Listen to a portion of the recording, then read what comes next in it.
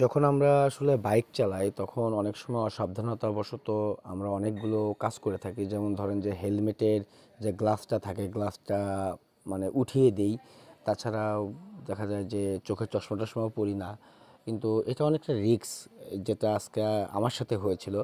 আসলে হেলমেটের যদি গ্লাস উঠিয়ে দেন সেক্ষেত্রে আপনি যখন বাইকটা চালান তখন দেখা যায় যে অনেক সময় ধুলাবালি কিংবা পোকা এসে চোখে লাগে।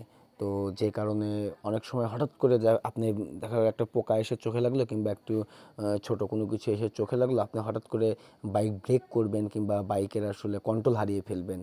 তো এই ভুলগুলো আমরা সাধারণতই করে থাকি।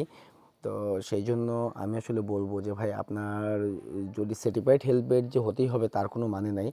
আপনার সার্টিফাইড হেলমেট হলে সবচেয়ে বেটার হয়, কিন্তু যদি না থাকে সেক্ষেত্রে আপনার বাইকের হেলমেটে গ্লাস নামিয়ে দিবেন। আর যদি হেলমেট না থাকে তাহলে অবশ্যই চশমাও একটা পরে বাইক চালানোর চেষ্টা করবেন, কারণ দুর্ঘটনা আসলে যে কোনো সময় ঘটতে পারে।